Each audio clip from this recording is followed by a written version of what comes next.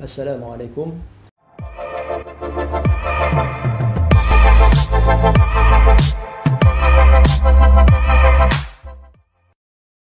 Dengan rahmat dan perkenan Allah Subhanahu wa taala, bertemu kita dalam siri ke-18 Gold Forever hari ini. Dalam siri ke-17 sebelum ini dibincangkan krisis ekonomi terburuk yang sedang melanda dunia, di mana hakikatnya ekonomi dunia sebelum 2020 lagi telah pun menunjukkan gejala tidak sihat, walaupun pasaran saham seluruh dunia masih trend menaik. Soalan hari ini, apakah kesan-kesan kemelesetan ekonomi? Apakah pengajaran yang kita boleh perolehi?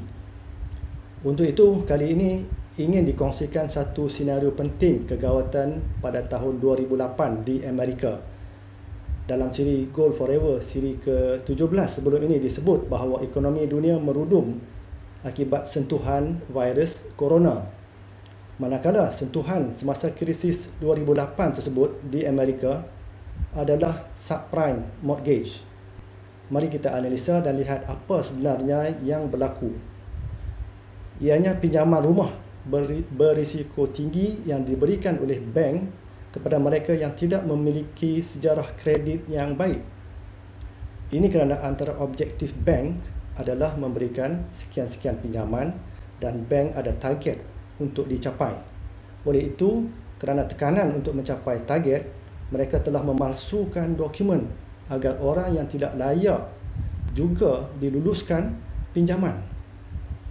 Tekanan datang dari pelbagai pihak yang berkepentingan bagi mengaut keuntungan, termasuk bank sendiri. Dengan ini, rumah terjual, pasaran hartanah kelihatan menaik trennya tanpa menyedari bahawa ianya umpama fata morgana, hanyalah ilusi. Semasa amalan pinjaman subprime berkembang, ia memberi keuntungan yang besar kepada pelabur dan korporat. Ramai juga rakyat Amerika dapat memiliki apa yang disebut sebagai American Dream, memiliki rumah. Namun, financial evils, istilah yang digunakan oleh investopedia.com, akhirnya terdedah dan mencetuskan krisis The Great Recession pada tahun 2008. Pada ketika itu, balon ekonomi nampak berkembang sihat dan semakin besar, walaupun salah laku sedang dan semakin hari semakin berleluasa sehinggalah mencetuskan krisis. Apabila tidak mampu bayar kerana semakin ramai hilang pekerjaan, maka sistem pun runtuh dan membawa bersama ekonomi Amerika ketika itu. Harga rumah menjunam, walaupun sejak sekian lama pihak bank dan ramai ahli ekonomi memberi jaminan bahawa harga rumah tidak akan turun.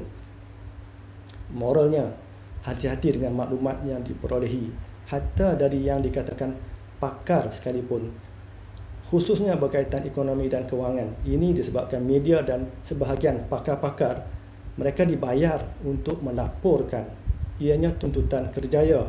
Mereka ada kepentingan. Mereka pun melaporkan bahawa ekonomi baik, harga rumah tidak pernah turun dalam sejarah dan sebagainya. Sehinggalah berlaku krisis subprime. Barulah rakyat Amerika tersedar balon telah pun meletup dan nasi telah menjadi bubur. Apabila harga rumah jatuh, pemilik tidak boleh refinance untuk dapatkan wang bagi menyelesaikan baki hutang bank. Ini seperti sudah jatuh ditimpa tangga. Mereka hilang pekerjaan dan kerana itu tidak mampu bayar ansuran bank. Bila nak refinance pula, juga tidak dibenarkan kerana harga rumah jatuh. Akhirnya ramai hilang segalanya, mata pencarian dan rumah, hidup di lambung badai. Justru pengajarannya di sini, rumah yang rakyat Amerika miliki dan bangga-banggakan adalah hakikatnya aset kepada bank, bukan kepada pembeli rumah. Dan ini menyebabkan sebahagian golongan middle class jatuh miskin ketika itu.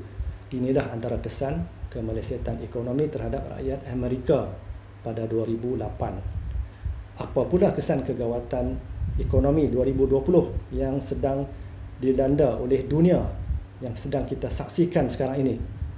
Setakat ini, di Malaysia puluhan ribu telah diberhentikan kerja. Sebahagian hotel dan bisnes ditutup. pelbagai industri hadapi kesukaran untuk beroperasi semula dan sebagainya.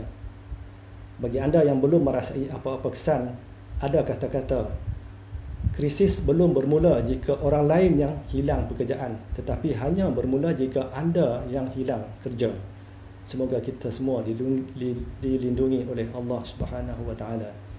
InsyaAllah berjumpa lagi kita dalam sesi perkongsian yang akan datang dalam siri Gold Forever ini. Nantikan sesi berikutnya. Assalamualaikum.